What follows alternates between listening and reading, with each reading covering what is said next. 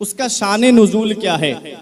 हज़रात, कुछ सहाबा वो जो आका की मोहब्बत में हिजरत करके मक्के से मदीना आए वो मुहाजिर कहलाए, और जो मदीना शरीफ के सहाबाए किराम हैं वो अंसार कहलाए। अंसार के माना आते हैं मदद करने वाला। तो जो सहाबी मदीने शरीफ के थे उन्होंने मुहाजिरीन की मदद की थी। तो सहाबाए किराम जो अंसार थे मुहाजिरीन की मदद कर रहे थे, वो सहाबाए किराम जानते थे कि आका के घर में कई कई महीने तक चूल्हा नहीं जलता है।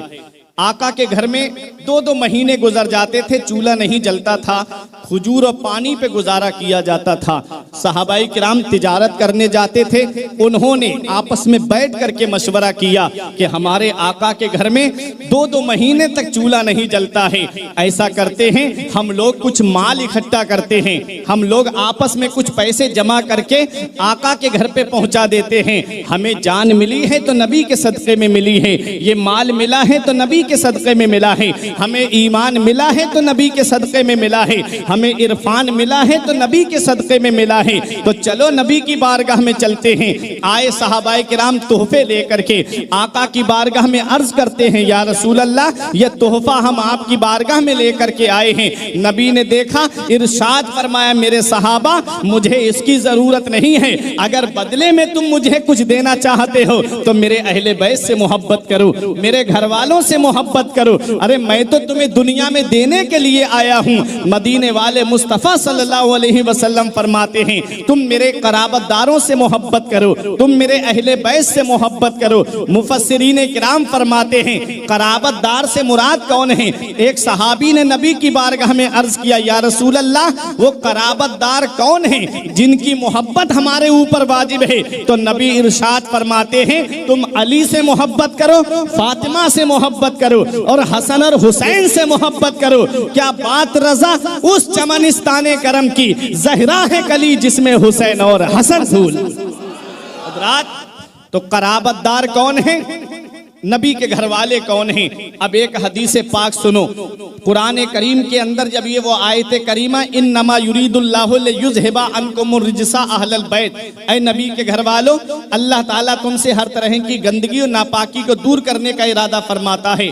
जब ये आयत करीमा नबी पे नाजिल हुई तो मेरे आका हजरत फातिमा के मकान पे तशरीफ लाए। हदीस पाक के अल्फाज हैं, अन अम्र इब्न अबी सलमा काल लम्मा नज़लत हाज़िहिल आया, इन्नमा युरीदुल्लाहु लियुज़हिबा अन्कुमुर रिज्सा अहलल बैत व युताहिरकुम तत्हीरा फी बैते उम्मे सलमा फदअन नबिय्यु फातिमता व हसनन व हुसैना फजल्ललहुम बिकिसा व अलीयुन खल्फा ज़हरिही फजल्ललहु बिकिसा सुम्मा क़ाल अल्लाहुम्मा हाउलाए अहलु बैती फज़हिब अनहुमुर रिज्सा व ताहिरहुम तत्हीरा।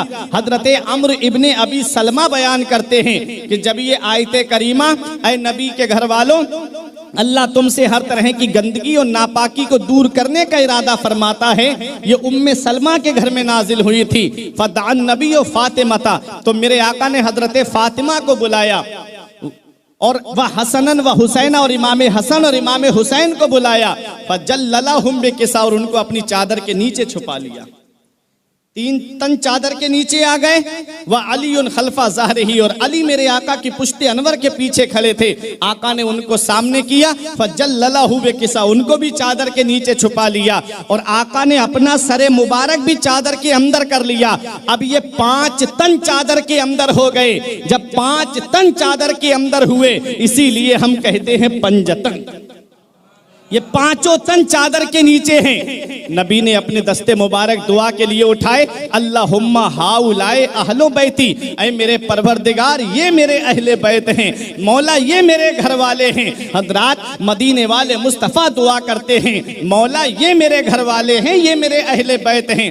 फज़हिब अनहुमुर रिज्सा, इनसे हर तरह की गंदगी को दूर फरमा दे, व ताहिरहुम तत्हीरा, और इन्हें खूब खूब पाक फरमा दे। पता चला अहले बैत में हजरत अली आते हैं, अहले बैत में हजरत फातिमा आती हैं, अहले बैत में हजरत इमाम हसन आते हैं, अहले बैत में हजरत इमाम हुसैन आते हैं। हजरात गिरामी, अहले बैत का जो लफ्ज बोला जाता है, वैसे अहल माने वाला, बैत माने घर। अहले बैत का मतलब हुआ घर वाले, तो नबी की अज़वाजे मुतहरात भी इसमें शामिल है, क्योंकि वो भी घर में रहती थी। और नबी के ये भी अहले बैत में शामिल है, मौला अली शेर खुदा, हजरत फातिमा, इमाम हसन और इमाम हुसैन। हजरात हदीस पाक से साबित हो गया कि अहले बैत में हजरत अली आते हैं, अहले बैत में हजरत फातिमा आती हैं, अहले बैत में इमाम हसन आते हैं, अहले बैत में इमाम हुसैन आते हैं। हजरत अली की शान को आपने सुन लिया, हजरत फातिमा का मकाम आपने जान लिया, इमाम हसन की अजमत को आपने सुन लिया। अब इमाम हुसैन की शान देखो, इमाम हुसैन का मकाम देखो। कौन इमाम हुसैन है? नबी फरमाते हैं हुसैन मुझसे है और मैं हुसैन से हूँ। मतलब क्या है? मतलब ये है हुसैन का कौल मेरा कौल है, मेरा कौल हुसैन का कौल है, हुसैन का हाथ मेरा हाथ है, मेरा हाथ हुसैन का हाथ है, हुसैन का फरमान मेरा फरमान है, मेरा फरमान हुसैन का फरमान है। नबी फरमाते हैं हुसैन मुझसे है और मैं हुसैन से हूँ। हजरात कितनी बड़ी अजमत और शान होगी। एक मकाम पे नबी ने इरशाद फरमाया, जिसने हसन और हुसैन से मोहब्बत की उसने मुझसे मोहब्बत की, और जिसने इन दोनों को नाराज किया उसने मुझको नाराज किया। हजरात ये इमाम हुसैन की शान देखो, इमाम हुसैन के नाम में कितने हर्फ आते हैं? हुसैन के नाम में 4 हर्फ हैं। बहुत अहम बात बता रहा हूँ, हुसैन के नाम में 4 हर्फ हैं। हा, सीन, या, नून मिला करके हुसैन होता है, और ये चारों हर्फ हमें अलग अलग पैगाम दे रहे हैं। हाँ क्या पैगाम दे रहा है? सीन क्या पैगाम दे रही है? या क्या पैगाम दे रही है? नून क्या पैगाम दे रहा है? आप चारों हर्फों को देखें तो हुसैन का नाम ही बता रहा है। कौन हुसैन है? वो हुसैन जिन्हें रसूल खुदा की तस्वीर कहा जाता है, वो हुसैन जिन्हें सिद्दीक की सदाकत का पैकर कहा जाता है, वो हुसैन जिन्हें फारूक आजम अशिद्दाओ अलल कुफ्फार की शमशीर बरहिना कहा जाता है, वो हुसैन जिन्हें रहमो करम में जुन्नूरैन जामिउल कुरान का मजहरे अतम कहा जाता है, वो हुसैन जिन्हें मौला अली शेर खुदा की शुजाअत के नाम से याद किया जाता है। हाँ हाँ, वही हुसैन जिन्हें मैदान जंग का शहसवार कहा जाता है, वो हुसैन जिन्हें फातिमा का नूर नजर कहा जाता है, वो हुसैन जिन्हें अली का लख्ते जिगर कहा जाता है, वो हुसैन जिसे नबी का नवासा कहा जाता है, वो हुसैन जिसे हजरत ज़ैनब का भाई कहा जाता है, वो हुसैन जिसे इमाम हसन का भाई कहा जाता है। हाँ हाँ, वही हुसैन, हुसैन का नाम बता रहा है। कौन हुसैन है? हुसैन के नाम के हुरूफ बता रहे हैं। कौन हुसैन है? हाँ, सीन, या, नून, ये चारों हर्फ हमें अलग अलग पैगाम दे रहे हैं। हाँ ने कहा हक वाला हुसैन, सीन ने कहा सजदे में सर कटाने वाला हुसैन, या ने कहा याद खुदा में मस्त रहने वाला हुसैन, और नून ने कहा नाना की उम्मत को बचाने वाला हुसैन। ये हुसैन का नाम हमें बता रहा है, हुसैन के हर्फ हमें बता रहे हैं। कौन हुसैन है? अली को फातिह बदरो हुनैन कहते हैं, अली को फातिह बदरो हुनैन कहते हैं, हसन को सिबते शहे मशरिकैन कहते हैं, और वफा की आखिरी मंजिल का नाम है अब्बास, कमाले सब्र रजा को हुसैन कहते हैं। वो इमाम हुसैन हैं जिनका नाम बता रहा है। कौन हुसैन? वो हुसैन, हक वाला हुसैन, सजदे में सर कटाने वाला हुसैन, याद खुदा में मगन रहने वाला हुसैन, नाना की उम्मत को बचाने वाला हुसैन। वो हुसैन, आप इमाम हुसैन की पूरी जिंदगी को आप देखें तो मेरे आका हुसैन की शान आपको अलग और मुमताज नजर आएगी। वो इमाम हुसैन, बचपन आपने सुना होगा, आज जवानी सुनो। नबी फरमाते हैं अल हसन वल हुसैन सैयदा शबाब अहलिल जन्ना, हसन और हुसैन जन्नती नौजवानों के सरदार हैं। तो जन्नती नौजवानों के सरदार हैं, तो जवानी में काम क्या किए हुसैन ने? क्या कारहाय नुमाया अंजाम दिए? कैसे नाना मुस्तफ़ा की अदाओं को अपनाया, कैसे नाना मुस्तफ़ा के फरामीन पर अमल किया। आओ जरा देखो हुसैन की शान, इमाम हुसैन का मकाम देखिए। आका इमाम हुसैन रजी अल्लाह ताला अन्हु की शान देखे। इमाम हुसैन की जो शादी हुई, जो पहला निकाह हुआ है हजरत उमर फारूक आजम के दौर में, जब फारस को फतह किया गया था और वहां से यज़दजर जो बादशाह था वहां का, जो नौशेरवां के नस्ल में से था, खुसरो परवेज जो बादशाह गुजरा है, उसी की नस्ल में एक लड़की थी जिनका नाम शहरबानो था। बड़ी हसीन और जमील, बड़ी खूबसूरत।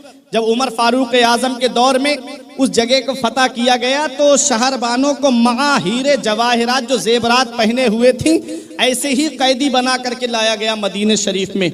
हजरत शहरबानो बादशाह की बेटी हैं, बादशाह की लड़की हैं। उमर फारूक आजम से किसी ने कहा, हुजूर इसका निकाह आप अपने बेटे अब्दुल्ला के साथ कर दीजिए। उमर फारूक आजम ने शहरबानो को देख के कहा कि इसका निकाह मैं ऐसी शख्सियत के साथ करूंगा, तुम्हें नहीं पता ये एक बादशाह की बेटी है और ये शाही खानदान में पली और बड़ी है, इसका निकाह मैं ऐसी शख्सियत के साथ करूंगा। अगर ये एक बादशाह की बेटी है तो ऐ शहरबानो सुन ले, कयामत तक उमर का इंसाफ याद रखा जाएगा, कयामत तक उमर का अदल याद रखा जाएगा। उमर फारूक आजम फरमाते इसका निकाह मैं अपने बेटे के साथ नहीं करूंगा, ये एक बादशाह की बेटी है तो मैं उसके साथ इसका निकाह करूंगा कि जो बादशाहों के बादशाह का बेटा है। कहा इसका निकाह मैं उसके साथ करूंगा, इसके बाप की हुकूमत तो एक ही इलाके में चलती है और जिसका वो बेटा है उसकी हुकूमत सारे कायनात पे चलती है। इसका निकाह मैं ऐसी शख्सियत के साथ करूंगा जिसकी हुकूमत सिर्फ जमीन पर नहीं बल्कि आसमानों पर भी चलती है। हजरत शहरबानो का निकाह इमाम हुसैन के साथ कर दिया जाता है। इमाम हुसैन को बुलाया गया और कहा कि आपका निकाह मैं शहरबानो के साथ कर रहा हूं। उमर फारूक आजम ने खुतबा पढ़ा, उमर फारूक आजम ने निकाह पढ़ाया। हजरात जब ये निकाह हो गया तो मा जेवरात के हीरे जवाहिरात जितना सामान उनके पास में था सब उनको दे करके इमाम हुसैन के साथ में रुखसत कर दिया गया। हजरात इन्हीं की नस्ल से हैं हजरत इमाम ज़ैनुल आबिदीन, इन्हीं के शिकम मुबारक से पैदा हुए हैं हजरत इमाम ज़ैनुल आबिदीन, जिनसे आज पूरी दुनिया में सैयदों की नस्ल चली है, जिनसे आज पूरी दुनिया में सैयदों की नस्ल चली है। वो इमाम ज़ैनुल आबिदीन हजरत शहरबानो ही के शिकम से पैदा हुए। आओ देखो, जब आपका निकाह हो गया, अज़दवादी जिंदगी गुजर रही है इमाम हुसैन की। इमाम हुसैन के घर के बराबर में एक यहूदी का घर था। इमाम हुसैन के घर में रोजाना वो कूड़ा डालता, रोजाना गंदगी डालता। मेरा इमाम उससे कुछ नहीं कहता, मेरा इमाम वो कूड़ा उठाता और बाहर फेंक देता। एक दिन यहूदी की बीबी ने उससे कहा, तुम किसके घर में कूड़ा डालते हो? कहा ये हुसैन इब्ने अली के घर में। कहा तुम हुसैन के घर में कूड़ा डालते, तुम्हें शर्म नहीं आती, तुम्हें हया नहीं आती? इमामुल अंबिया के नवासे हैं, दोनों आलम के मालिक व मुख्तार के नवासे हैं, तुम उनके घर में कूड़ा डालते हो। यहूदी शर्मिंदा हो गया, इमाम पाक के पास आया, आके कहता है हुसैन मुझे माफ कर दो, मुझसे गलती हो गई। मेरे हुसैन ने फरमाया क्या हुआ? कहा मैं आपके घर में कूड़ा डालता था, गंदगी डालता था और मेरे इमाम आप मुझसे कुछ नहीं कहते थे। मेरे इमाम ने मुस्कुरा के फरमाया, मेरे नाना मुस्तफ़ा ने मुझसे फरमाया है और नाना मुस्तफ़ा की हदीस पाक है, नबी फरमाते हैं ला यदखुलुल जन्नता, ला यदखुलुल जन्नता, ला यदखुलुल जन्नता। 3 मरतबा नबी ने इरशाद फरमाया, नबी ने 3 मरतबा के वो शख्स जन्नत में दाखिल नहीं होगा, वो शख्स जन्नत में दाखिल नहीं होगा, वो शख्स जन्नत में दाखिल नहीं होगा। सहाबा ने अर्ज किया या रसूल अल्लाह कौन शख्स जन्नत में दाखिल नहीं होगा? तो नबी ने इरशाद फरमाया जो अपने पड़ोसी को सताता होगा वो शख्स जन्नत में दाखिल नहीं होगा। जो पड़ोसी को तकलीफ दे, नबी फरमाते हैं वो शख्स जन्नत में दाखिल नहीं होगा। सहाबाए किराम बयान करते हैं कि हमारे ऊपर आका ने पड़ोसियों के इतने हुकूक बता दिए कि हम डर रहे थे कि कहीं हमारी जायदाद में आका उनको वारिस ना बना दे, कहीं हमारी जायदाद में वो वारिस ना बन जाएं। इतने हक नबी ने बता दिए पड़ोसियों के। और देखो भूखे होने के एतबार से आका ने कोई मजहब की कैद नहीं लगाई। कितना प्यारा मजहब है हमारा मजहब इस्लाम। शरीयत में हमें मिलता है कि जब तुम इतना ख्याल रखा है पड़ोसियों का, अगर पड़ोसी गरीब है तो ये हुक्म दिया है कि अगर तुम अपने घर में गोश्त बना रहे हो तो उसको ढक लो, कहीं उसकी खुशबू पड़ोसी के घर में ना चली जाए। अगर वो गरीब है, उसके बच्चों ने उससे मुतालबा कर लिया तो वो गरीब कहाँ से ला करके देगा? इतना लिहाज रखा हमारी शरीयत में गरीबों का। आका ने यहां तक इरशाद फरमाया, जब तुम अपने घर में गोश्त बनाओ तो थोड़ा पानी ज्यादा डाल लिया करो, शोरबा ज्यादा कर लिया करो, ताकि थोड़ा पड़ोसी के घर में पहुंचा दो। इमाम हुसैन रजी अल्लाह ताला अन्हो फरमाते, मेरे नाना ने मुझसे फरमाया है कि जो पड़ोसी को सताएगा वो जन्नत में नहीं जाएगा। तू मेरे घर में कूड़ा डालता था, मैं सब्र करता था, उसका अज्र मेरा रब मुझे अता फरमाता है। वो कदमों पे गिर के कहता है, हुसैन मुझे माफ कर दो। जिसके नाना की तालीम इतनी अच्छी है, जिसके नवासे का किरदार इतना अच्छा है, उसका नाना सच्चा है, उसके नाना का मजहब सच्चा है, उसके नाना का दीन सच्चा है। हुसैन मुझे कलमा पढ़ाओ और मुझे इस्लाम में दाखिल कर दो। ये हुसैन है कि हुसैन का अखलाक देख करके यहूदी कलमा पढ़ रहे हैं, हुसैन का किरदार देख के यहूदी कलमा पढ़ रहे हैं। वो जुमला लिख लो दिल पे कि जब तक सर जिस्म से लगा रहा तब भी इस्लाम की खिदमत कर रहा है, और सर तन से जुदा हो गया तब भी इस्लाम की खिदमत कर रहा है। ये इमाम हुसैन हैं। हुसैन की शान देखो। मदीने वाले मुस्तफ़ा सल्लल्लाहु अलैहि वसल्लम की अमानतों के अमीन हैं इमाम हुसैन। और नबी ने फरमाया, हुसैन मुझसे हैं और मैं हुसैन से हूं। तो नबी की अदाएं इमाम हुसैन के अंदर कैसी पाई जाती थी वो देखें आप। एक हदीस पाक है बुखारी शरीफ की, बाबुल इल्म में इसको बयान किया गया है। नबी ने इरशाद फरमाया, इस हदीस के रावी हजरत अनस इब्ने मालिक है। अनस इब्ने मालिक काला काला रसूलुल्लाह सल्लल्लाहु अलैहि वसल्लम हल तदरूना मन अजवद जूदा। नबी फरमाते हैं, ए मेरे सहाबा, सबसे ज्यादा सखी कौन है, सबसे ज्यादा सखावत करने वाला कौन है? सहाबा कहते हैं, अल्लाह व रसूलुहु आलमु, अल्लाह और उसका रसूल ज्यादा जानते। हुजूर आप ही बयान फरमा दीजिए कौन है सबसे ज्यादा सखी। काला अल्लाह ताला अजवद जूदा, सबसे ज्यादा सखी अल्लाह है, सबसे ज्यादा सखी अल्लाह है। उसके बाद आका फरमाते हैं, अना अजवदो बनी आदम, फिर औलाद आदम में सबसे ज्यादा सखी मैं हूं। सुभान अल्लाह, सबसे ज्यादा सखी मैं हूं। मेरे आका हुजूर सल्लल्लाहु अलैहि वसल्लम की सखावत देखनी है, कभी माल अपने पास नहीं रखा।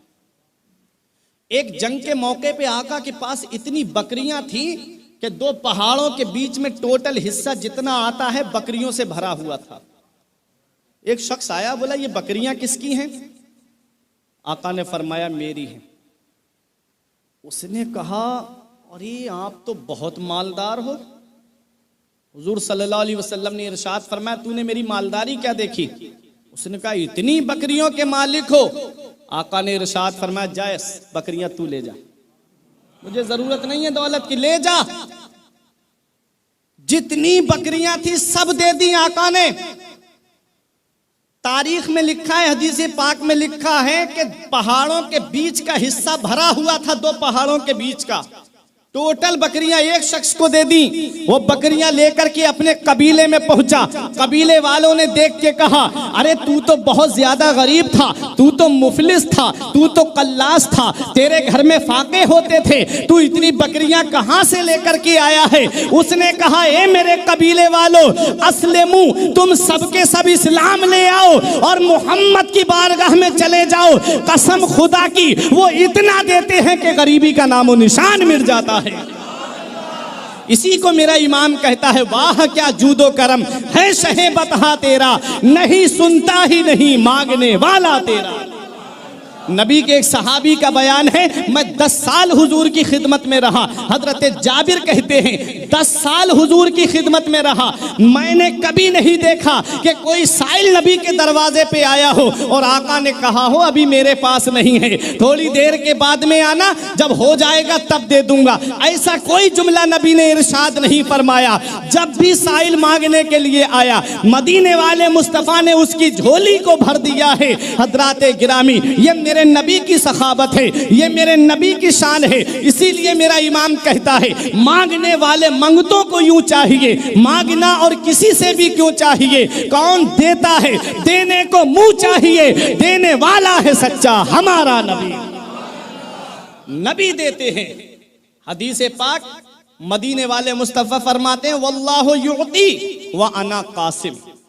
मेरा रब मुझे देता है और मैं बांट देता हूं। मेरा रब मुझे देता है और मैं बांट देता हूं, तकसीम कर देता हूं। अब इमाम का शेर, बखुदा खुदा का यही है दर, नहीं और कोई मफर मकर। मफर के माना आते भागने की जगह, मकर के माना आते ठहरने की जगह। कहते हैं कि बखुदा खुदा का यही है दर, नहीं और कोई मफर मकर। जो वहां से हो यहीं आके हो, जो यहां नहीं तो वहां नहीं।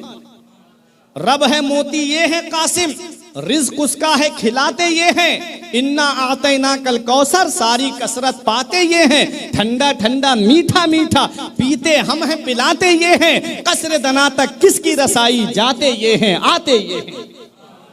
मदीने वाले मुस्तफा की सखावत कि कभी नबी के दरवाजे से कोई साइल खाली हाथ नहीं लौटा। उसी नबी के नवासे हैं इमाम हुसैन, उसी नबी के नवासे हैं। देखा है ना, नाना की सखावत को देखा है, वालिद की सखावत को देखा है हुसैन ने, अम्मी फातिमा की सखावत को देखा है हुसैन ने, भाई हसन की सखावत को देखा है हुसैन ने। हजरात 6 साल तक नाना के साथ रहे, 7 साल अम्मी फातिमा के पास में रहे हैं, 6 साल कुछ महीने और 7 साल अम्मी के पास में, और 37 साल अपने वालिद के साथ में रहे हैं। आओ जरा देखो, इमाम हुसैन रजी अल्लाह ताला अन्हु और अपने भाई के पास तकरीबन 50 साल के करीब तक रहे हैं। आओ इमाम हुसैन की भी सखावत देख लो, क्या शान है इमाम हुसैन की, क्या मकाम है इमाम हुसैन का। इमाम हुसैन रजी अल्लाह ताला अन्हु सखी नाना के नवासे हैं, सखी बाप के बेटे हैं, सखी माँ के बेटे हैं, सखी भाई के भाई हैं। इमाम हुसैन की सखावत का भी कोई जवाब नहीं। इमाम हुसैन रजी अल्लाह ताला अन्हु को एक बार 10,000 दिरहम थे इमाम हुसैन के पास में। इमाम हुसैन वो दिरहम लेके मस्जिद नबवी के दरवाजे पे बैठ गए। आपका दोस्त साथ में बैठा हुआ था। इमाम हुसैन कहते हैं, ये मैं राह खुदा में खर्च करूंगा। दोस्त ने कहा, आपका लिबास फटा हुआ है, नया लिबास खरीद लीजिए, घर वालों के लिए कुछ खाने पीने का सामान रख दीजिए। इमाम हुसैन रजी अल्लाह ताला अन्हु के सामने एक साइल आया, आके कहता है, हुसैन मेरी मदद कर दो। जितने दिरहम थे उठा के उस गरीब को दे दिए, कहा जा ले जा। ये इमाम हुसैन की सखावत थी। आओ जरा अगर हुसैन की सखावत आप देखेंगे तो हुसैन का मकाम और मर्तबा आप इससे अंदाजा लगाइए। एक साइल था, बड़ा खुददार था, गरीब था, किसी और के सामने उसने हाथ नहीं फैलाया, तो इमाम हुसैन के दरवाजे पे आ गया। इमाम हुसैन अंदर थे और खादिम दरवाजे पे खड़ा हुआ था। इसने अशआर लिखे अरबी में और लिख करके खादिम को दिया, कहा इमाम हुसैन को दे दो। वो खादिम हुसैन के पास वो पर्चा लेकर के गया, उसमें लिखा था, हुसैन मैं अपने घर में सबसे ज्यादा गरीब हूँ, हुसैन मेरे पास कोई ऐसी चीज भी नहीं है कि मैं बेच करके अपने घर का गुजारा कर लूँ। मैं जानता हूँ आप सखी बाप के बेटे हैं, मैं जानता हूँ आप सखी माँ के बेटे हैं। हुसैन आप मेरी मदद कर दीजिए, मेरी खुददारी किसी के सामने हाथ फैलाने के लिए इजाजत नहीं देती, इसलिए मैं आपके पास आया हूँ कि आप मेरा पर्दा रखेंगे, मेरा राज किसी के सामने नहीं कहेंगे। आका इमाम हुसैन के पास जब वो पर्चा पहुंचा तो जवाब आने में देरी हो गई। आप अल्लाह रब तबारक व तआला की इबादत कर रहे होंगे या तस्बीह व तहलील पढ़ रहे होंगे। इमाम हुसैन की तरफ से जवाब आने में थोड़ी देरी हुई। इसने फिर से लिख करके भेज दिया, हुसैन आप मेरी तरफ तवज्जो दीजिए, मैं अपने कबीले में जाऊंगा, मेरे कबीले के लोग मुझसे पूछेंगे बता क्या लेके आया है। अगर मैं ये कहूंगा कि मुझे हुसैन ने दिया है तो ये झूठ हो जाएगा, और मैं ये कहूंगा कि मुझे कुछ नहीं दिया है तो कोई मेरी बात पे यकीन नहीं करेगा, क्योंकि आपके दरवाजे से कोई खाली हाथ लौटा ही नहीं है। मैं कितना भी कहूंगा मुझे कुछ नहीं दिया है तब भी कोई मेरी बात का यकीन नहीं करेगा। हुसैन आप मेरी तरफ तवज्जो दीजिए। अंदर से इमाम हुसैन ने एक थैले के अंदर दिरहम और दीनार रखे और 1000 के करीब दिरहम दिए, एक रिवायत में 10,000 दिरहम दिए, और देने के बाद आपने पर्चा लिखा और साइल के लिए ये लिख करके भेजा, तूने जल्दी कर दी इसलिए ये थोड़ा सा तोहफा हम तुझे दे रहे हैं। अगर तू थोड़ी देर और रुक जाता तो हम तेरी मुराद को पूरा कर देते। ये 10,000 दिरहम ले जा, तू ये समझ लेना कि तूने कुछ मांगा ही नहीं है और हम ये समझ लेंगे कि हमने कुछ दिया ही नहीं है। 10,000 दिरहम। कभी गौर किया, कभी आप गूगल पे सर्च करके देखना एक दिरहम कितने का होता है। एक दिरहम की अगर कीमत आप देखेंगे, दिरहम चांदी का होता है, दीनार सोने का होता है, चलते थे पहले। और एक दिरहम के अंदर जो वजन होता था वो 2 ग्राम और 994 मिलीग्राम। अब उसकी कीमत चांदी के हिसाब से, आज के दौर के हिसाब से लगाइएगा, चांदी कितने रुपए है? 1 लाख से ज्यादा इमाम हुसैन रजी अल्लाह ताला अन्हु ने दे दिए और इरशाद फरमाया, जा ले जा, तू ये समझ लेना कि तूने कुछ मांगा ही नहीं है और हम ये समझ लेंगे कि हमने कुछ दिया ही नहीं है। मंगता तो है मंगता कोई शाहों में दिखा दो, मंगता तो है मंगता कोई शाहों में दिखा दो, जिसको मेरे सरकार से टुकड़ा ना मिला हो। अरे आता है फकीरों पे, उन्हें प्यार कुछ ऐसा, खुद भीख दे और खुद कहे मंगते का भला हो। ये घराना ही सखी घराना है, सैयदुल अस्खिया का घराना है, वो इमाम हुसैन रजी अल्लाह ताला अन्हु हैं। आज हम परेशानियां लोगों की देखते हैं, देख के चले जाते हैं, होगा परेशान, कोई नजरअंदाज कर देते हैं, लेकिन अफसोस का मकाम है हम इमाम हुसैन की शान को सुनते तो हैं लेकिन उनकी अदाओं को अपनाते नहीं, उनके कैरेक्टर को अपनाते नहीं, उनके किरदार से हम नसीहत हासिल नहीं करते। इमाम हुसैन की शान, मैं जवानी बता रहा हूँ इमाम हुसैन की। एक नबी के सहाबी हैं हजरत उसामा इब्ने ज़ैद, वो बीमार पड़ गए और आखिरी वक्त था, उनके इंतकाल का वक्त करीब था। इमाम हुसैन को पता चला तो इमाम हुसैन उनकी अयादत के लिए तशरीफ ले गए। सुभान अल्लाह। मरीज को देखने जाना ये मदीने वाले मुस्तफ़ा सल्लल्लाहु अलैहि वसल्लम की सुन्नत है। कोई बीमार पड़े मुसलमान तो उसको देखने जाना चाहिए।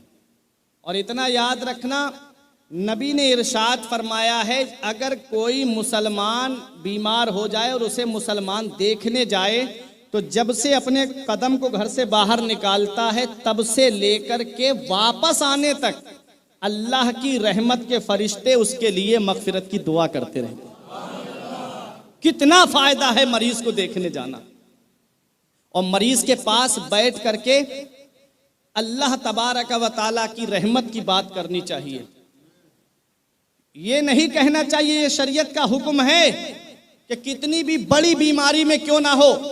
होता क्या है, हमारे यहाँ जब मरीज को देखने जाते हैं कहते हैं अरे कैंसर हो गया, इसका बचना मुश्किल है। होता है ये, अरे इसको शुगर हो गई, डायबिटीज हो गई, ये तो बीमारी इतनी खतरनाक है, ये तो बचेगा ही नहीं, ये तो बढ़ गई तो इंसान मर जाएगा। शरीयत ने ये इजाजत नहीं दी है। उसके पास बैठ करके ये कहो कि अल्लाह ताला शिफा देने वाला है, कोई भी तकलीफ क्यों ना हो अल्लाह ताला चाहे तो शिफा अता फरमा। उसके पास, मरीज के पास बैठ करके तकलीफ की बात नहीं करना चाहिए, अल्लाह तबारक व तआला की रहमत की बात करनी चाहिए। कितनी भी बड़ी बीमारी में क्यों ना हो, ये कहे कि अल्लाह ताला शिफा देगा, आप ठीक हो जाओगे, अल्लाह ताला आपके बच्चों के नसीब से आपको ठीक फरमा देगा, ये दिलासा दोगे। जब उसके सामने शिफा की बात करोगे, एक मोमिन का दिल रह जाएगा, उसका दिल खुश हो जाएगा। और मौलाना रूम ने कहा है, अज हजार हा काबा यक दिल बेहतरस्त, दिल बदस ताबुर के हज्जे अकबरस्त। किसी मुसलमान का दिल रख लेना, उसकी दिलजोई कर लेना, अल्लाह ताला हज्जे अकबर का सवाब अता फरमा। लाखों रुपये खर्च करके आदमी जाए, हज कबूल हो या ना हो, यहाँ एक मुसलमान का सिर्फ दिल रख ले, दिल जोई कर ले तो अल्लाह ताला हज अकबर का सवाब अता फरमा। तो कितना सवाब है। इमाम हुसैन गए अयादत के लिए, गए मरीज को देखने के लिए। हजरत उसामा इब्ने ज़ैद के पास जब पहुंचे, इमाम हुसैन ने सलाम किया, उन्होंने जवाब दिया। इमाम हुसैन ने देखा वो कह रहे थे वाह अगमा हो, वाह अगमा हो, इसका मतलब है हाय गम, हाय अफसोस। इमाम हुसैन ने कहा भाई उसामा क्या बात, रोते क्यों हो, क्या बात? कहा हुसैन अब मुझे लग रहा है कि मैं इस दुनिया में ज्यादा दिनों नहीं रह पाऊंगा, अब मेरे जाने का वक्त करीब आ गया है। हुसैन मैं इसलिए रो रहा हूं कि मेरे ऊपर कर्ज है और मैं इस दुनिया से चला गया और मेरे ऊपर कर्ज बाकी रह गया, तो मैं कयामत में वो कर्ज कहां से अदा करूंगा। कर्ज लेने के बाद इंसान देने की नीयत नहीं करता है जल्दी। हालांकि इसका एक अलग सवाब है, जैसे हमने किसी को कर्ज दिया और उसे मोहलत देते रहे तो अल्लाह ताला हमको सवाब अता फरमाता है। लेकिन जिसको दिया है उसे देने की नीयत भी होनी चाहिए। होता क्या है, ले लेते हैं फिर देने की नीयत नहीं होती है। कहते हैं ना, पैसा देना मतलब बुराई कराना। पैसा दिया, बुराई बगैर बुराई के पैसा वापस नहीं होता है। फिर आज ये माहौल बन गया, लेकिन वो दौर बड़ा ईमानदारी का दौर था, अल्लाह से डरते थे। कहते हैं कि मैं दुनिया से चला गया तो मैं ये कर्ज कैसे अदा करूंगा। रो रहे थे। इमाम हुसैन ने फरमाया, रो मत, अल्लाह इंतजाम फरमा देगा। वो कहते हैं, हुसैन मैं कैसे करके अदा करूंगा, अब तो मेरे जिस्म की ताकत ने जवाब दे दिया है। इमाम हुसैन ने फरमाया, तुम आराम से बिस्तर पे रहो, अल्लाह का शुक्र अदा करो, अब तुम्हारा कर्ज जाने या हुसैन जाने। उन्होंने कहा, हुसैन अगर मेरी जिंदगी में मेरा कर्ज अदा हो जाता तो मुझे बड़ी खुशी होती। इमाम हुसैन ने फरमाया, बताओ किस किस का कर्ज है। सबके नाम बताए, एड्रेस बताया। इमाम हुसैन घर पे गए, फरमाया पहले तेरा कर्ज अदा करूंगा। आप गए, खादिम को बुलाया और कहा इन लोगों को बुला करके ला। सब लोग आ गए हुसैन के दरवाजे पर। इमाम हुसैन रजी अल्लाह ताला अन्हु ने पूछा, तुम्हारा कितना कर्ज है। उन्होंने जितना बताया दिया। पूछते रहे, बताते रहे, देते रहे। रिवायतों में लिखा है कि 60,000 दिरहम इमाम हुसैन ने कर्ज अदा किया, जिसकी कीमत आज के हिसाब से जोड़ी जाए तो 1 करोड़ से ज्यादा होती है। ये हुसैन की सखावत है, ये है हुसैन की सखावत। मेरे आका हुजूर सल्लल्लाहु ताला अलैहि वसल्लम सैयदुल अस्खिया, सबसे ज्यादा सखी, उसी सखी नाना का नवासा हुसैन है। 60,000 दिरहम हुसैन ने अदा किए। जब उसामा इब्ने जैद को पता चला तो हाथ उठ गए दुआ के लिए, इमाम हुसैन के लिए बहुत देर तक दुआ करते रहे। ये आका इमाम हुसैन की शान है। अली को फातिह बदरो हुनैन कहते हैं, हसन को सिबते शहे मशरिकैन कहते हैं, वफा की आखिरी मंजिल का नाम है अब्बास, कमाले सब्र रजा को हुसैन कहते हैं। ओ इमाम हुसैन रजी अल्लाह ताला अन्हु हैं, इनकी सखावत का कोई जवाब नहीं। इमाम हुसैन रजी अल्लाह ताला अन्हु बहुत ज्यादा सखी थे। एक दिन आपकी जो बांदी थी उससे 2,200 दिरहम जो रखे हुए थे, 200 दिरहम वो गुम गए कहीं पर। कांपने लगी डर की वजह से, पता नहीं हुसैन क्या कहेंगे। आपने देखा कांपते हुए, फरमाया क्या बात। कहा हुजूर जो अमानत आपने मेरे पास रखी थी 200 दिरहम वो गुम गई। इमाम हुसैन ने फरमाया फिर परेशान क्यों होती है, कोई बात नहीं, गुम गई तो थोड़ी देर अल्लाह ताला इंतजाम फरमा देगा। थोड़ी देर के बाद इमाम हुसैन का एक चाहने वाला आया और 500 दिरहम दे के चला गया। हुसैन की शान तो देखें, हुसैन ने उसे कांपते हुए देखा था, उसे डरते हुए देखा था। इमाम हुसैन ने 200 दिरहम उस थैली में से निकाले, उस खादिमा को दिए और कहा कि ये तू रख ले। बोली हुजूर मैं क्यों रख लूं, एक तुम वो गुम गए और ऊपर से आप मेरी मदद फरमा रहे हैं। इमाम हुसैन ने फरमाया मेरी वजह से तुझे तकलीफ पहुंची थी, इसलिए ये 200 दिरहम मैं तुझे अता कर रहा हूं।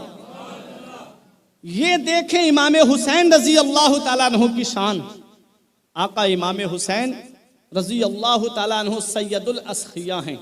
इनकी सखावत का क्या जवाब, इनकी शान का क्या जवाब। इमाम हुसैन रजी अल्लाह ताला अन्हु की सखावत लाजवाब है। और हुसैन की शुजात आप देखें, हुसैन की बहादुरी आप देखें तो वो आपको मैदान करबला में मेरे हुसैन की बहादुरी मिलेगी। आओ जरा देखो, इमाम हुसैन रजी अल्लाह ताला अन्हु अपनी जिंदगी मुबारका को बड़े शान के साथ में गुजार रहे हैं।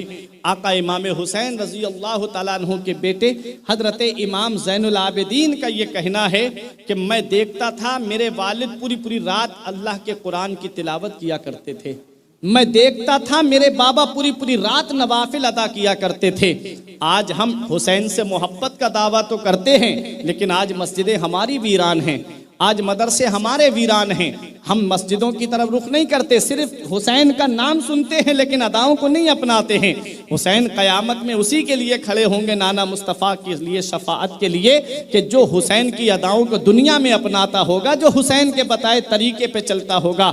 आओ हुसैन की ज़रा शान देखते हुए चलो। यही आका इमाम हुसैन हैं। जब सन हिजरी 60 आती है और जब हजरत अमीर मुआविया का विसाल होता है, हजरात अब इमाम हसन भी दुनिया ज़ाहिरी से तशरीफ़ ले गए, मौला अली शेर खुदा भी दुनिया ज़ाहिरी से तशरीफ़ ले गए, हजरत फातिमा ज़हरा भी दुनिया ज़ाहिरी से तशरीफ़ ले गई हैं।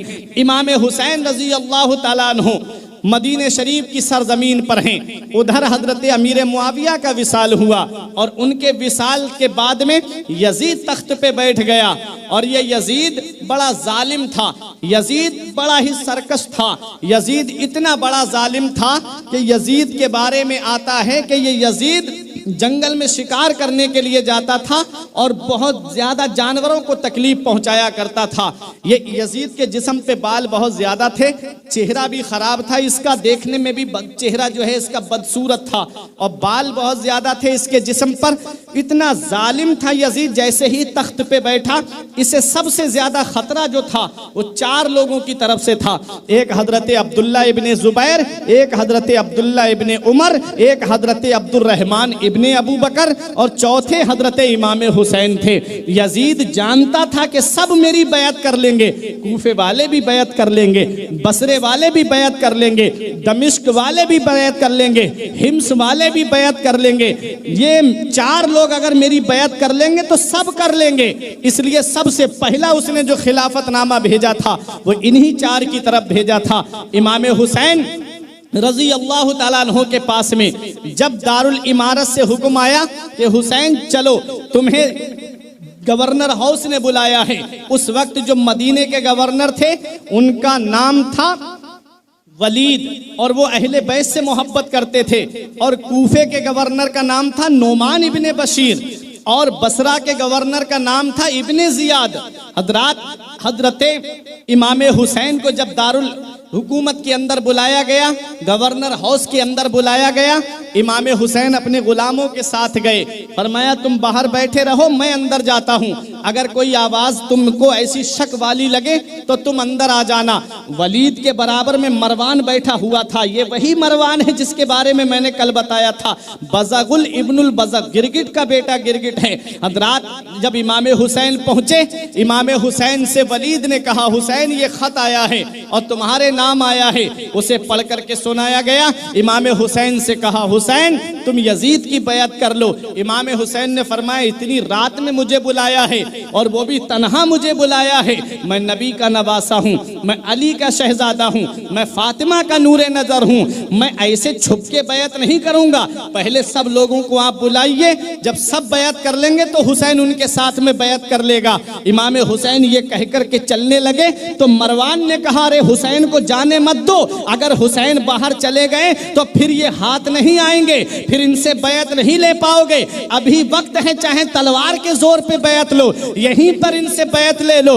हुसैन के लिए जब मरवान ने कहा कि अगर हुसैन बैत ना करे तो इनका सर कलम कर दो, मेरे हुसैन ने तलवार निकाली, इरशाद फरमाते हैं तू हमारे कत्ल की बात करता है, तुझे पता नहीं हमारी बहादुरी का, तुझे अंदाजा नहीं है, तुझे हमारी शान का अंदाजा नहीं है। इमाम हुसैन ने जब अपनी बहादुरी दिखाई तो मरवान सहम के बैठ गया। हुसैन आए अपने घर पर। इमाम हुसैन जानते थे ये मदीने की सरजमीन है, यहाँ पर कत्लो गारत अच्छा नहीं है, ये नाना का मदीना है, यहाँ नालियों में खून बहे, ये हुसैन नहीं चाहते थे। हुसैन जानते थे कि मैंने यजीद की बैत नहीं की है, इसलिए यजीद मेरे खिलाफ जो है वो लश्कर भेजेगा, यजीद मेरे खिलाफ जो है वो अपनी फौज को भेजेगा। और ये नाना का मुकद्दस मदीना है, यहाँ पर 70,000 फरिश्ते सुबह को आते हो प्यारे मुसलमानों, 70,000 फरिश्ते शाम को हाजिरी देने रोजे पे नाना के आते हो हुसैन के। हुसैन उस मदीने में खून रेजी कैसे पसंद कर लेते। इमाम ने हुसैन जानते थे मदीने की अजमत को, हुसैन जानते थे मदीने की फजीलत को, और मदीने की फजीलत का क्या आलम है। आप देखें नबी इरशाद फरमाते हैं जिससे हो सके मदीने में मरे तो वो मदीने ही में मरे, क्योंकि जो मदीने में मरेगा मैं उसकी शफाअत करूंगा। ये नबी फरमा रहे हैं जो मदीने में मरेगा मैं उसकी शफाअत करूंगा। और नबी ने इरशाद फरमाया मदीने की मिट्टी में शिफा है, मदीने की मिट्टी में शिफा है। मदीने वाले मुस्तफ़ा सल्लल्लाहु ताला अलैहि वसल्लम फरमाते मदीने की मिट्टी में शिफा है। जब सहाबा हिजरत करके आए थे मदीने में, उसका पुराना नाम जो था वो यसरिब था। यसरिब इसके मानाते बीमारियों का घर, बीमार पड़े रहते थे लोग उस वक्त। और जैसे ही आका के कदम मुबारक पड़े हैं, नाम बदल करके यसरिब का मदीना तैयबा रख दिया गया, मदीना शरीफ नाम रख दिया गया। मदीना मेरे नबी के कदमों की बरकत से बना, मदीना मेरे नबी के पाए मुबारक की बरकत से बना। हजरात उसके बाद कोई बीमार नहीं पड़ा। इसीलिए शायर कहता है बीमारियों में सबकी गुजरती थी जिंदगी, बीमारियों में सबकी गुजरती थी जिंदगी, आते ही मुस्तफ़ा के मदीना चमक गया। हजरात तो मदीने की सरजमीन के लिए नबी फरमाते यहाँ बीमारी नहीं है, मदीने की मिट्टी में शिफा है। मदीने वाले मुस्तफ़ा सल्लल्लाहु अलैहि वसल्लम मदीने शरीफ के अंदर खजूरों को बड़ा पसंद फरमाते थे। आका दुआ करते हैं ए अल्लाह हमारे मदीने में बरकत अता फरमा, अल्लाहुम्मा बारिक फी मदीनतना, अल्लाहुम्मा बारिक फी शामिना, अल्लाहुम्मा बारिक फी मक्केना। ए अल्लाह हमारे मक्के में बरकत दे, ए अल्लाह हमारे मदीने में बरकत दे, ए अल्लाह मुल्क के शाम में बरकत दे। तो एक साहब खड़े हो गए, कहने लगे फी नजदना, आका नजद के लिए दुआ कर दीजिए। आका खामोश हो गए। फिर आका दुआ कर रहे थे, वो खड़े हो गए, या रसूल अल्लाह फी नजदना, नजद के लिए दुआ कर दीजिए। आका फिर खामोश हो गए। तीसरी मर्तबा फिर दुआ फरमा रहे थे। फिर एक साहब खड़े होके बोले आका फी नजदना, आका नजद के लिए दुआ कर दीजिए। आका ने इरशाद फरमाया यहां से शैतान का सींग तुलू होगा, यहां से शैतान का सींग तुलू होगा। आज उसी नजद का जो पुराना नाम था उसे सऊदिया हुकूमत ने नजद बदल करके उसका नाम रियाज रख दिया है, और सऊदिया की जो राजधानी है उसे रियाज बना दिया गया है। ये मैंने तारीख आपको बता दी। हजरात मेरे आका हुजूर सल्लल्लाहु अलैहि वसल्लम ने दुआ की, ए अल्लाह मक्के में तूने इब्राहीम अलैहिस्सलाम की दुआ से बरकत अता फरमाई है, मैं दुआ करता हूं मौला मदीने में मेरी दुआ से बरकत अता फरमा दे। और ऐसी दुआ कबूल हुई मेरे आका की कि वहां खजूरों की बहुत ज्यादा किस्में पाई जाती हैं। एक किताब है तारीख कबीर, उसमें सैयद अली अलैहिर्रहमा लिखते हैं कि 139 किस्म की खजूरें हैं, 139 किस्म की खजूरें। एक खजूर के लिए नबी ने इरशाद फरमाया, नबी इरशाद फरमाते हैं जो अजवा खजूर को 7 अदद नहार मुंह खा ले उसके ऊपर ना जादू का असर होगा और ना जहर का असर होगा। अजवा खजूर। और हार्ट के लिए भी बताई जाती है। जब बात आ गई तो मैं बताता चलूं कि अजवा खजूर की जो गुठली है उसके 7 अदद दाने पीस करके और उसका सुफू बना करके आदमी रख ले और नहार मुंह उसको खाए, सुबह शाम खाए, तो अल्लाह तबारक व तआला हार्ट अटैक जैसी बीमारी से शिफा अता फरमा। बहुत बहुत बेहतर खजूर है अजवा खजूर। और ये अजवा खजूर है कौन सी? ये वो खजूर है जिसे वो दरख्त जो मदीने वाले मुस्तफ़ा ने अपने दस्ते मुबारक से लगाए थे, उन दरख्तों की खजूर को अजवा खजूर कहा जाता है। हज़रात तो अजवा खजूर के लिए मदीने वाले मुस्तफ़ा सल्लल्लाहु ताला अलैहि वसल्लम के एक सहाबी हैं हजरत अब्दुल्ला इब्ने अब्बास, वो फरमाते हैं काना अहब्बु तमारा इला रसूलिल्लाहि सल्लल्लाहु अलैहि वसल्लम अल अजवा, खजूरों में सबसे ज्यादा पसंद खजूर मदीने वाले मुस्तफ़ा को अजवा खजूर थी। तो मदीने की मिट्टी में शिफा, मदीने की खजूरों में शिफा, मदीने के पानी में शिफा। और नबी फरमाए जो जिससे हो सके मदीने में मरे तो वो मदीने ही में मरे, क्योंकि जो मदीने में मरेगा मैं उसकी शफाअत करूंगा। मदीने शरीफ की फजीलत हुसैन की निगाहों के सामने थी, मदीने शरीफ की अजमत मेरे हुसैन की निगाहों के सामने थी। मेरे आका हुसैन ने सोचा अगर मैं मदीने में रहूंगा यजीद का लश्कर आएगा, कहीं ऐसा ना हो कि नाना के मुकद्दस मदीने में खून की नदियां बह जाएं। इसलिए मेरे हुसैन ने मदीना छोड़ने का इरादा कर लिया। और जब मदीने जैसी सरजमीन को छोड़ा जा रहा है, आप जरा देखो तो सही कौन मदीना है। वो मदीने की सरजमीन है जहां मेरे आका आराम फरमा फरमा रहे हैं। और वो ज़मीन का, मदीने की वो ज़मीन का हिस्सा जो नबी के जिस्म मुबारक से लगा हुआ है, वो खाना काबा से भी अफजल है और वो अर्श आज़म से भी अफजल है। और नबी फरमाते हैं मेरे रोज़े के दरमियान और मेरे मिंबर के दरमियान जो जगह खाली है, नबी फरमाते हैं वो जन्नत की क्यारियों में से एक क्यारी है। वो जगह जन्नत की क्यारियों में से एक क्यारी है। और वो जगह उसके बारे में आता है, मुहद्दिसीन किराम फरमाते हैं कि जन्नत की वो जगह को उठा करके उस जगह पे रख दिया गया है। सुभान अल्लाह, वो जन्नत की क्यारी है। मदीने वाले मुस्तफ़ा फरमाते मेरे रोज़े से और मेरे मिंबर के दरमियान जो जगह बीच में खाली है, हुज्जाज किराम जानते हैं, वहाँ देख के आए हैं, वो जगह जो खाली है उसको रियाजुल जन्ना कहा जाता है। वहाँ हाजी नमाज पढ़ता है। देखें, आका इमाम हुसैन रजी अल्लाह ताला अन्हु के सामने सारी फजीलतें थी। मेरे आका हुजूर सल्लल्लाहु ताला अलैहि वसल्लम का वो मदीना हुसैन से छूट रहा है। कभी आप गौर तो करें, आका हुसैन मदीना छोड़ के जा रहे हैं, जिसने बचपन मदीने में गुजारा, जिसने जवानी मदीने में गुजारी, जिसने 56 साल के करीब उम्र मदीने में गुजारी। आप कभी गौर करो, आप इन हुज्जाजे किराम से पूछो या जो उम्रा करके आए हैं आप उनसे पूछो, क्या शान है मदीने की।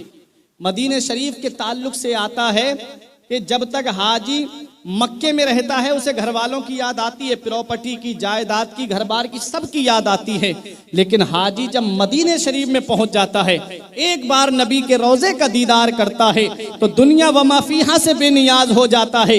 फिर उसे घर बार की याद नहीं आती है, फिर उसे प्रॉपर्टी की याद नहीं आती है, फिर उसे कारोबार की याद नहीं आती है।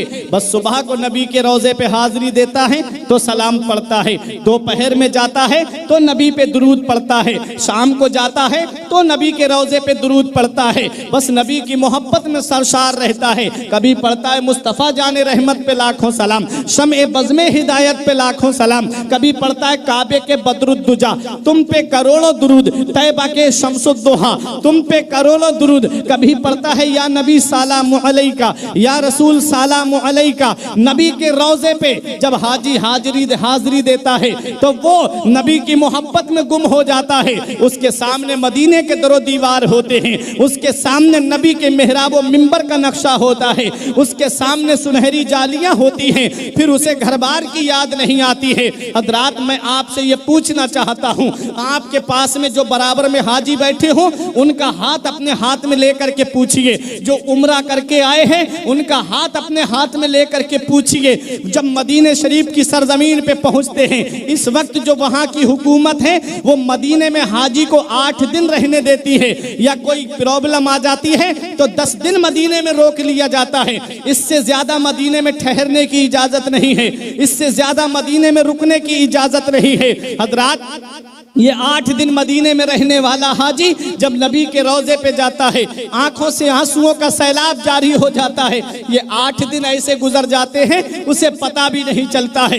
ये 8 दिन ऐसे निकल जाते हैं कि गोया एक ख्वाब देख रहा था और उससे बेदार हो गया। और जब 8 दिन के बाद उसके कानों में एक आवाज आती है, कोई कहने वाला कहता है फला तारीख में जो हाजी आए थे, फला दिन जो हाजी आए थे, अब उनके वहां वापस होने का वक्त आ गया है।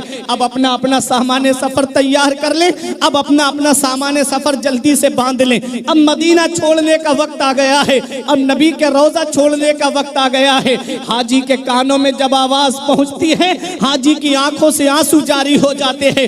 हाजी रो करके कहता है, मेरे मौला, इस दरबार में आने के लिए पूरी जिंदगी दुआ करता रहा, मदीने की जियारत को मेरी तबीयत मचलती है, मगर मजबूर हुई, इससे निहायत तंग दस्ती है। दिखा दे या इलाही वो मदीना कैसी बस्ती है जहां पर रात दिन मौला तेरी रहमत बरसती है। पूरी जिंदगी दुआ करता रहा, मेरे मौला एक बार मुझे अपने महबूब के रोजे पे पहुंचा दे। यार मेरे परवरदिगार, आज मैं अपने आका के रोजे पे आ गया, मेरी हसरत दिल पूरी ना हो सकी, मेरे दिल की तमन्ना पूरी ना हो सकी, मेरे मौला मेरी हसरत दिल मुकम्मल ना हो सकी।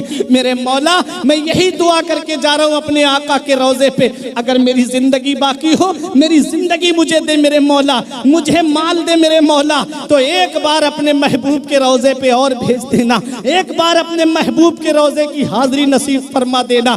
ये हाजी रो रो के दुआ करता है और जब अलविदाई सलाम करने नबी के रोजे पे जाता है तो आंखों से आंसुओं का सैलाब जारी होता है। हाजी के अपनी आस्तीन में आंसुओं के सैलाब को जज्ब करता है। जरा सुनहरी जालियों का तसव्वुर तो लाइए, ये वो रोजा है जिसके बारे में नबी फरमाते हैं जिससे हो सके मदीने में मरे तो वो मदीने ही में मरे, क्योंकि जो मदीने में मरेगा मैं उसकी शफाअत करूंगा। ये वही नबी का रोजा है जहां 70,000 फरिश्ते सुबह को आ रहे हैं, 70,000 फरिश्ते शाम को आ रहे हैं। और उलमाए किराम फरमाते हैं जो एक बार आ जाता है उसकी ड्यूटी कयामत तक नहीं आएगी, वो वापस नहीं आएगा, दूसरे फरिश्ते आते हैं। अब देखो मेरा इमाम कहता है मासूमों को है उम्र में बस एक बार आसी पड़े रहे तो सला उम्र भर की है।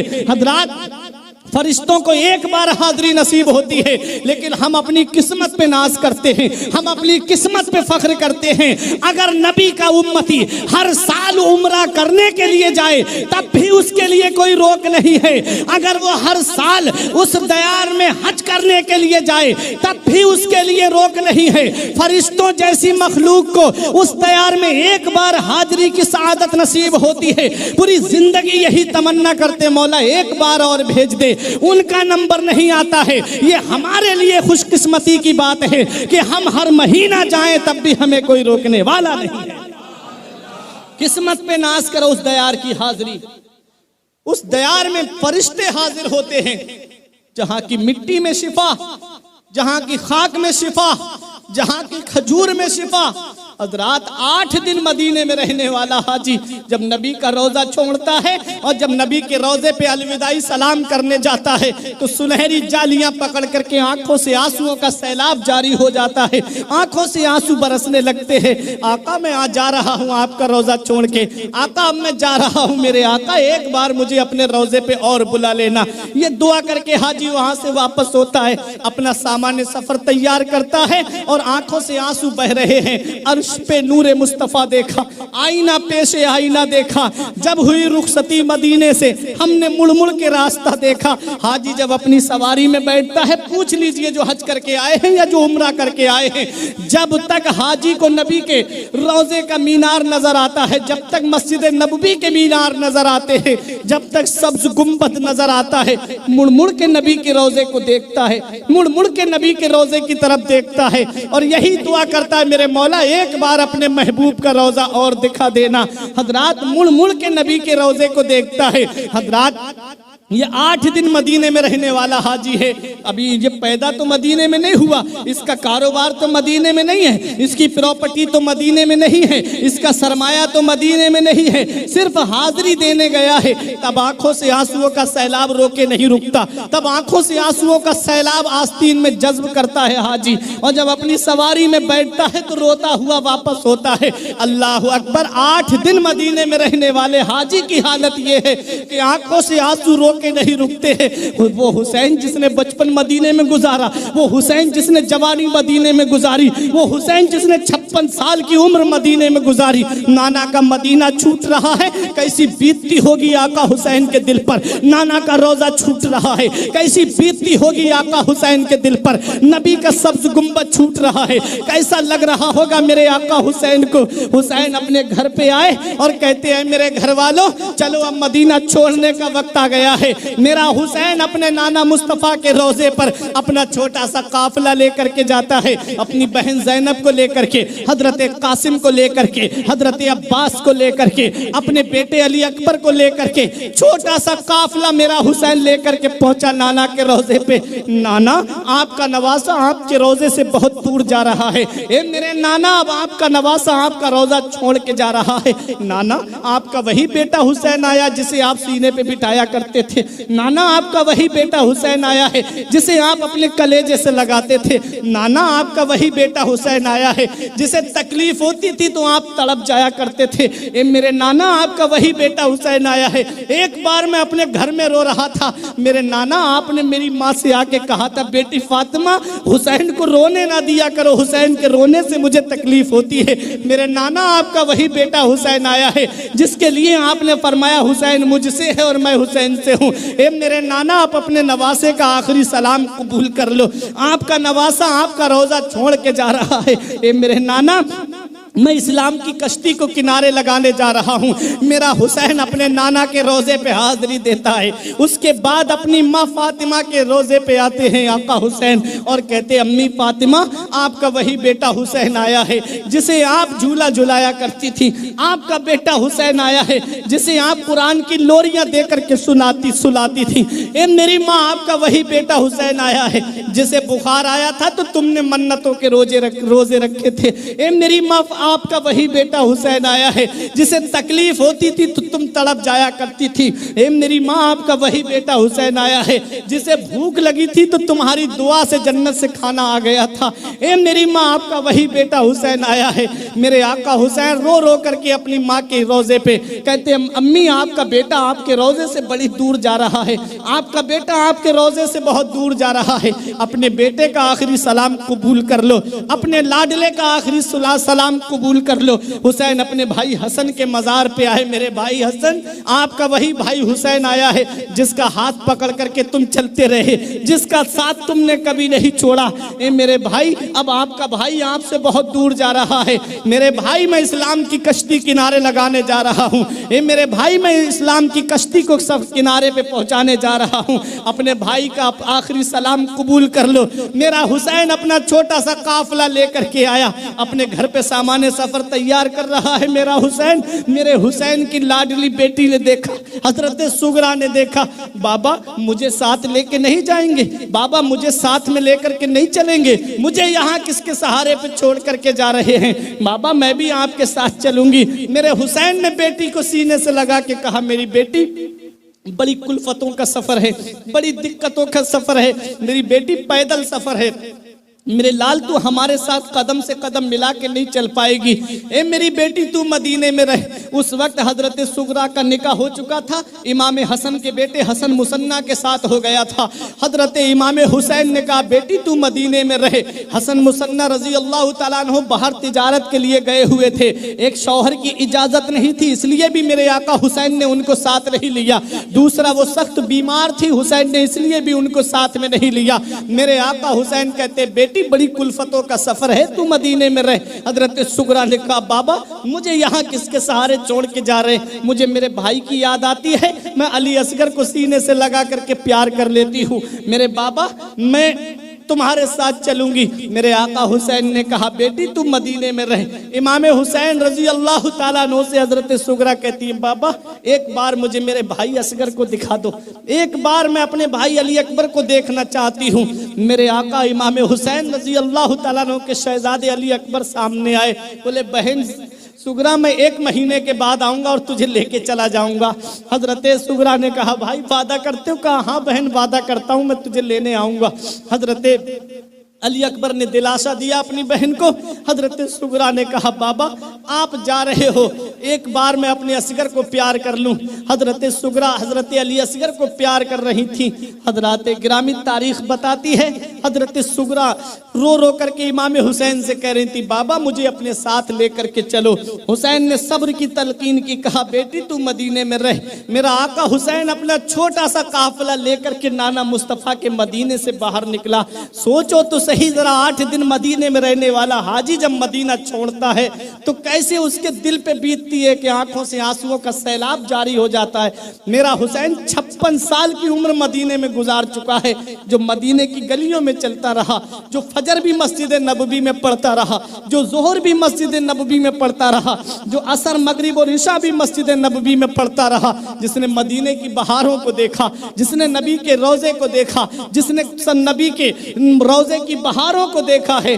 सोचो हुसैन से मदीना छूट रहा है, कैसी बीतती होगी आका हुसैन के दिल पर। वो मदीना हुसैन से छूट रहा है जिसके बारे में मेरा इमाम कहता है, तैबा में मर के ठंडे चले जाओ आंखें बंद, सीधी सड़क ये शहर शफाअत नगर की है, वो मदीना हुसैन से छूट रहा है, जिसके बारे में मुफ्ती आजम कहते हैं कि पयाम लेके जो आई सबा मदीने से, मरीज इश्क की लाई दवा मदीने से, तमाम शाहो गदा पल रहे हैं जिस दर से, मिली जहान को रोजी सदा मदीने से। वो मदीना हुसैन से छूट रहा है जिसके ताल्लुक से पीरो मुर्शिद ताज शरिया ने कहा था, मदीना ऐसा गुलशन है जो हर गुलशन की जीनत है, बहारे बागे जन्नत भी मदीना की बदौलत है, मदीना छोड़कर जन्नत में कोई जा नहीं सकता, मदीने से मोहब्बत है तो जन्नत की जमानत है। वो मदीना हुसैन से छूट रहा है। अल्लामा हसन जिसके बारे में कहते हैं, न हो आराम जिस बीमार को सारे जमाने से, उठा ले जाए थोड़ी खाक उनके आस्ताने से। वो मदीना हुसैन से छूट रहा है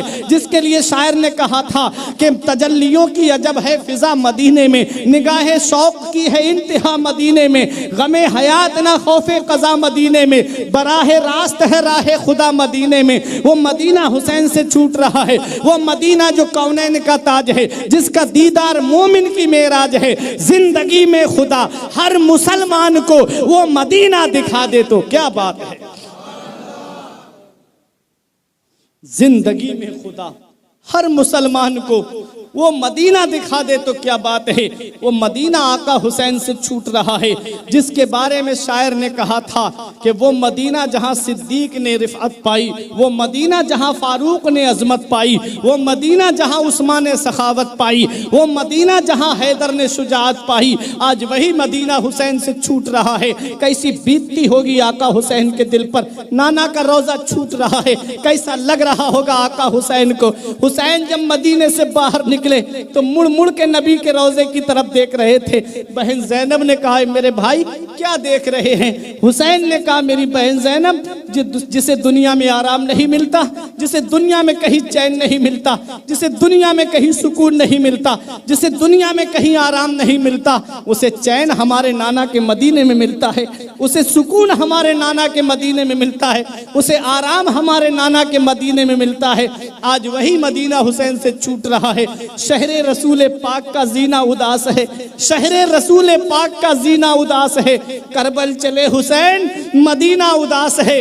बानों ने शह से अर्ज की नाना दुहाई है, जाता है दूर दर से नवासा उदास है।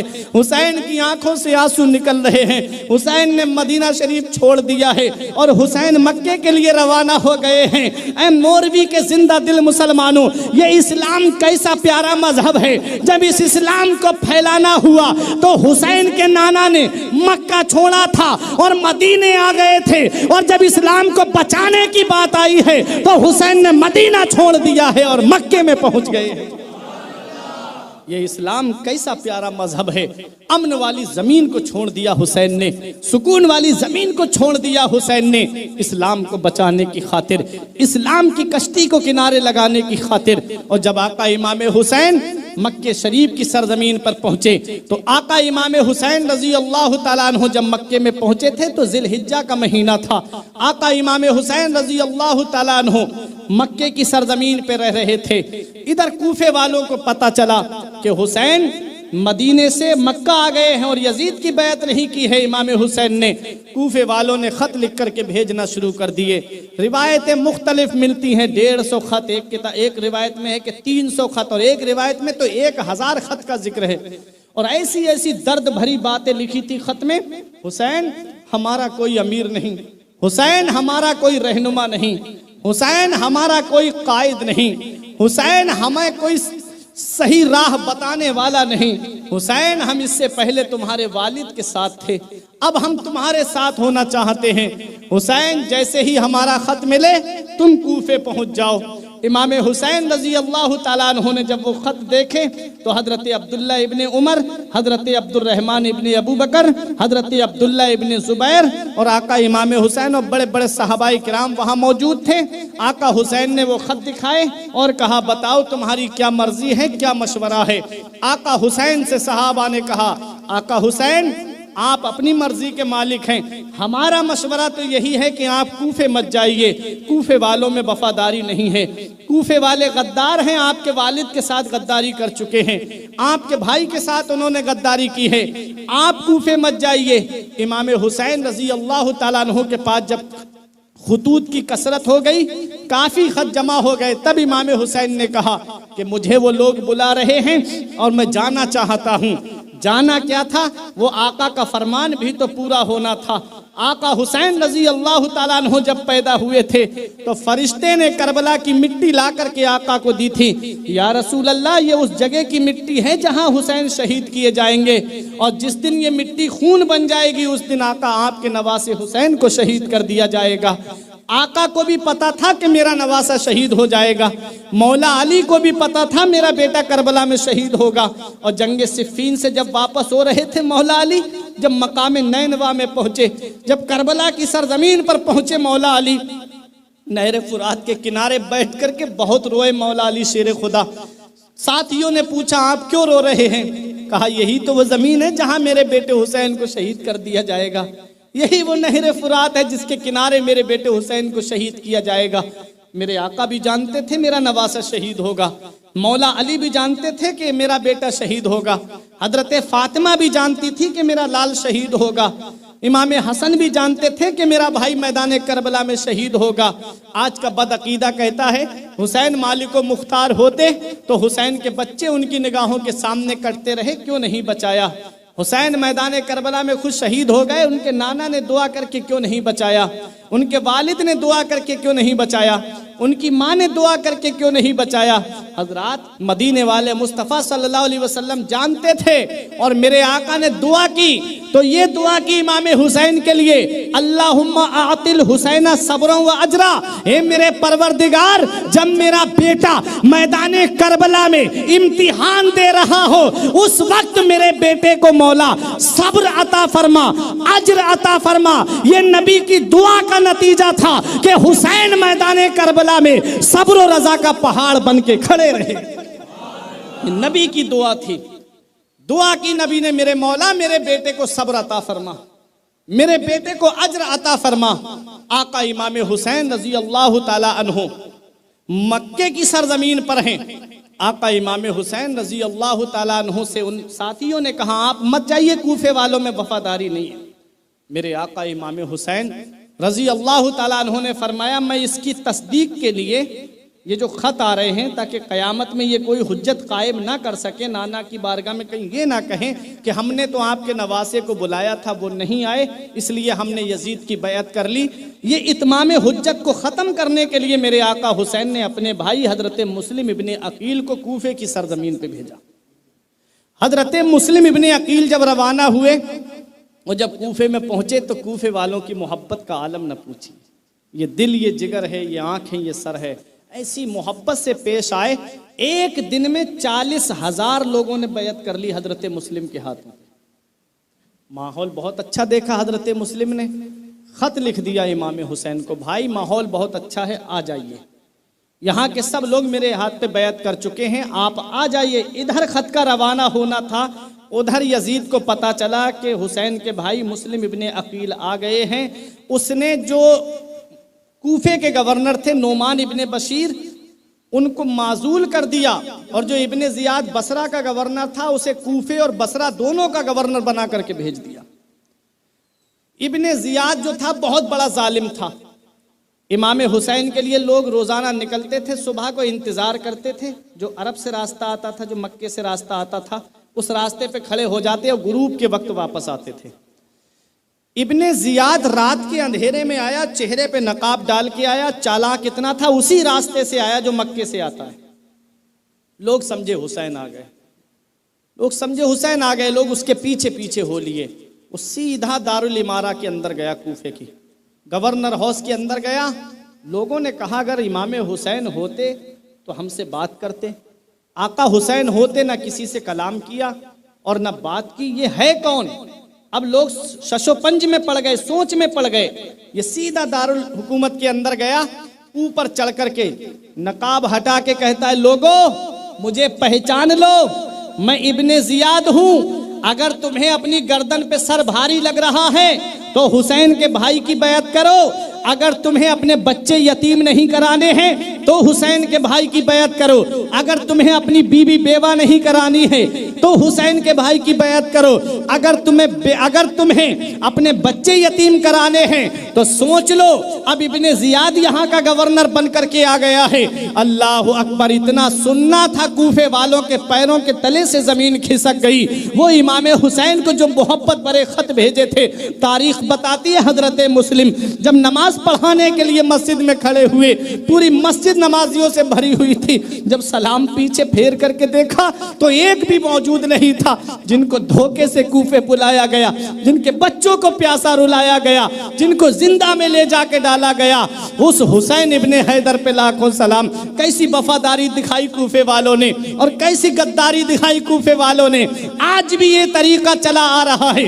आज भी इन कूफे वालों की पहचान हिंदुस्तान में हो या हिंदुस्तान के बाहर हो, इनकी यही पहचान है कि ये हमेशा पावर के साथ रहे हैं। वहां इन्होंने उसका पावर भारी देखा तो यजीद के साथ में हो गए, यहां मौजूदा हुकूमत का पावर देखा तो उसके साथ में हो गए। इसलिए ऐ मेरे अजीजों, ये वही कूफे वाले हैं जिन्होंने मेरे हुसैन को खत दे करके बुलाया था, फिर उन्हीं के बच्चों को मैदान करबला में भूखा प्यासा शहीद किया था। वो जालिम है। इमाम हुसैन रजी अल्लाह तआला अन्हु के भाई को अपनी फिक्र नहीं थी, अपने भाई हुसैन की फिक्र थी कि मैंने खत लिख दिया है, मेरा भाई आने वाला है, मेरा भाई चल दिया होगा मक्के से। अल्लाह अकबर। इधर हजरत मुस्लिम को तलाश करने के लिए उसने आदमी भेजे। हजरत हानी थे, उनके घर पे हजरत मुस्लिम थे। हजरत मुस्लिम को गिरफ्तार कर लिया जाता है। अल-मुख्तसर वाक़यात आप सुनते रहते हो। वहां से हजरत मुस्लिम को लाया जाता है कूफे के दारुल इमारा के अंदर। इब्ने जियाद से बहस होती है। इमाम हुसैन रजी अल्लाह तआला अन्हु की शान को हजरत मुस्लिम ने बयान किया। इब्ने जियाद ने आपको तकलीफ पहुंचाई और सबसे ऊपर मंजिल से ले जा करके नीचे की जानिब आपको गिराने का उसने हुक्म दे दिया। हजरत मुस्लिम रजी अल्लाह तआला अन्हु ने कूफे वालों से कहा था, कूफे वालों, तुमने मेरे साथ गद्दारी की है, मेरे भाई के साथ गद्दारी की है। हजरात, हजरत मुस्लिम के ऐसा खुतबा दिया कि हर एक की आंखों से आंसू निकल रहे थे। हजरत मुस्लिम को शहीद कर दिया जाता है। रिवायत तो मिलता है आपके 2 बच्चे थे, मोहम्मद और इब्राहिम, उनको भी शहीद कर दिया जाता है। इधर मेरा हुसैन मक्के से रवाना हो गया। मेरा हुसैन मक्के से चल दिया करबला के लिए। आका इमाम हुसैन रजी अल्लाह तआला अन्हु जब मक्के से रवाना हुए, शहरे रसूल पाक का जीना उदास है। करबल चले हुसैन मदीना उदास है। बानों ने शह से अर्ज की नाना दुहाई है, जाता है दूर दर से नवासा उदास है। हजरात, इमाम हुसैन को बहुत रोकना चाहा, लेकिन आका हुसैन की मंजिल आवाज दे रही थी। आका हुसैन रजी अल्लाह तआला अन्हु को आका हुसैन की जाए शहादत आवाज दे रही थी। आका हुसैन चल दिए वहां से और आका हुसैन को रास्ते में कई लोग मिले। आका हुसैन के बहनोई भी थे, हजरत अब्दुल्ला इब्ने जुबैर। उन्होंने बहुत रोकना चाहा, जो हजरत ज़ैनब के शौहर थे, बहुत रोकना चाहा कि हुसैन आप मत जाइए कूफा। इमाम हुसैन रजी अल्लाह तआला अन्हु चल दिए कूफे की तरफ। रास्ते में फर्जदक शायर मिला। उससे ये वही फर्जदक शायर है कि जब इमाम हुसैन हज करने के लिए गए, बहुत ज्यादा भीड़ थी तो लोग हजरे अस्वद को बोसा नहीं दे पा रहे थे। तो इमाम हुसैन जैसे ही हजरे अस्वद के पास पहुंचे, भीड़ हट गई। आका हुसैन ने हजरे अस्वद को बोसा दिया। अब भी भीड़ रहती है, कोई किस्मत वाला हाजी होगा या उम्रा करने वाला जिसे हजरे अस्वद का बोसा नसीब होगा, वरना दूर से इस्तिलाम कर लेते हैं। इतनी भीड़ होती है। आका हुसैन के लिए भीड़ हट गई तो किसी ने कहा, अरे ये कौन है नौजवान जिसके लिए भीड़ हट जा रही है और ये हजरे अस्वद का बोसा ले रहा है। तो यही फर्जदक शायर वहां खड़ा था। कहा, इन्हें नहीं पहचानते? अरे इन्हें तो खाना काबा भी पहचानता है, इन्हें तो बतहा की सरजमीन पहचानती है, इन्हें तो मदीना भी पहचानता है, इन्हें तो मक्के मदीने के इर्द गिर्द की जो जमीन है वो भी पहचानती है। अरे यही तो हुसैन इब्ने अली हैं, जिन्हें काबा भी पहचानता है, जिन्हें मदीना भी पहचानता है। वही इमाम हुसैन हैं और वही फर्जदक शायर है। रास्ते में मिला, आका हुसैन ने पूछा। आका हुसैन को जब वहां के हालात मालूम करना थे तो पूछा, बताओ कूफे से आ रहे हो, क्या हाल है। उसने एक जुमला कहा था आका हुसैन से कि उनके दिल जो हैं, हुसैन कूफे वालों के दिल तो आपकी तरफ हैं, लेकिन तलवारें बनु उमैया की तरफ हैं। दिल आपकी तरफ हैं लेकिन तलवारें उसके साथ हैं।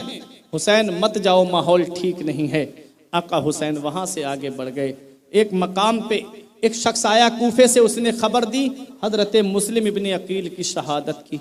आका हुसैन को जब इतना पता चला तो आका हुसैन ने हजरत मुस्लिम की बच्ची के सर पे हाथ रखना शुरू कर दिया, हाथ फेरना शुरू कर दिया। उस बच्ची ने कहा, चचा क्या हम यतीम हो गए, क्या हमारे सर से वालिद का साया उठ गया। आका हुसैन ने सीने से लगा लिया उस बच्ची को, फरमाया बेटी सब्र करो, अल्लाह ताला मुंतकिम हकीकी है, हर मकाम पे सब्र से काम लो। आका हुसैन ने वहां पर अपने भाइयों से कहा कि अब चलो बताओ क्या करना है, मक्के चलना है कि आगे बढ़ना है। तो भाइयों ने कहा था कि हम हजरत मुस्लिम का बदला लिए वापस नहीं जाएंगे, अब हमें यहां से आगे बढ़ना है।